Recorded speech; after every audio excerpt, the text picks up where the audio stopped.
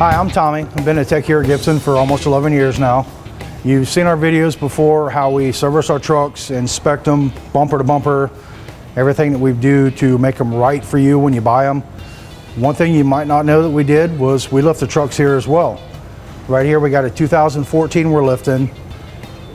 We're going to walk you through it step by step so you can see, for peace of mind, how it's done, what components are changed, just so you know where you're at with your new vehicle when you buy it.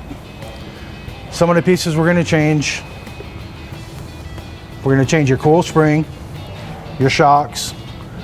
We have to relocate the sway bar. Your steering angle needs to be dropped. All these components come in a lift kit. We're going to walk you through it. You'll see the difference in most of the components. Some of the components I have right here on the ground. This is your coil spring. Of course, they have to be taller to fill in the height gap. Also on this Dodge, with the radius arm suspension, this is your drop bracket for your radius arm.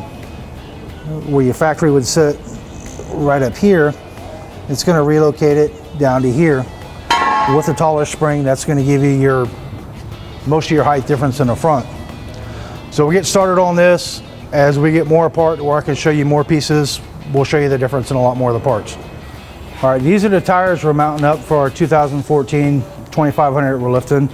The two tires that we use the most are going to be your Toyos and your Nittos. From all the trucks we've lifted before and tires we replaced, we found these give us the best ride on our lifted trucks. They're nice and aggressive, give you a nice ride down the road. So we're going to go ahead, mount 4 of these up, balance them, and get them ready to go on our truck we're lifting. Also, in the mounting and balancing process, we have to transfer our tire pressure monitors over to where you're reading your correct air pressure with the new tires and wheels on it. All right, now we're going to balance our 35-inch tires we're putting on our 2014 Ram. We're going to spin them. Our machine uses road force. It simulates the tires' weight and pressure on the road. So we'll get these balanced up and ready to go on our truck. Hey, part of what makes this balancer unique is that wheel coming in the back. It simulates road pressure. Not every shop has a road force. All right, we have the rear of our Dodge lifted now. Where your Dodge differs from your Ford and your Chevy, instead of a leaf spring suspension, you can see Dodge has a 4-link rear suspension. With a 4-link rear suspension, it needs a track bar to keep it stabilized from moving side to side. So to lift the rear of a Dodge, you have your taller spring seats, you reuse the factory springs, you relocate your track bar, which the mount is built into the spring seat, and you also incorporate your longer shocks and your longer sway links to keep your steering geometry to function the same in the rear. Start with, first and foremost, is going to be your coil springs. This is your stock coil spring. You can see the height difference in your lift kit. This is a component that's got to be changed. You also have your longer shocks, of course, stock versus the new. We also have to drop the steering down. As you can see, with the drop that's in your pitman arm, you got to relocate the steering down. On a Dodge, your tie rod mounts up top factory. With the drop in the pitman arm, it's going to relocate on the bottom. That's going to drop your steering to keep the same angles that it had factory. Dodge has a track bar on the front as well. This is a track bar bracket to relocate everything.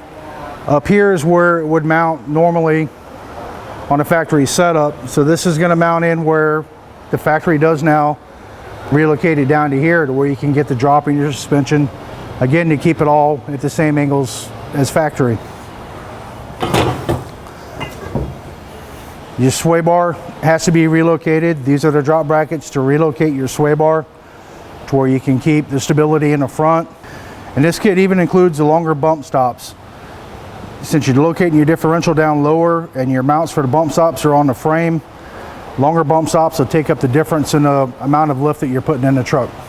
The two more common lifts that we use are Fabtech and ProComp. That's the two manufacturers whose lift designs bolt right in with very little modification, if any. By modification, some models you may have to drill a hole for an extra mount to relocate, like your drop brackets.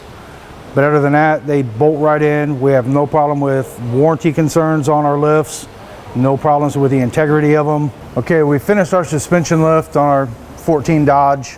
Now it's time to go back through, double check everything. I'm gonna look over every single bolt on the lift, make sure everything's tight, nothing was missed. Show you as we go through here, some of the components I showed yesterday, the relocation of your sway bar. Your steering angle was all kept the same. This is your drop pitman arm. As you can see, factory, it mounts up top. We've relocated it to the bottom. Your track bar originally mounted up here. Now it's located down here. All your angles are the same as factory. So all that's left to do after I look it over is do our alignment, and we're ready for our road test, and the job's completed. All right, last step on our lift project. We got it set up to do the alignment. As you can see, doing anything with suspensions is gonna change your alignment. It is necessary every time you lift the truck to at least check it, but just about 10 times out of 10, it's gonna require an alignment. So we're gonna get this set up, done, road test it, and the truck's ready to go.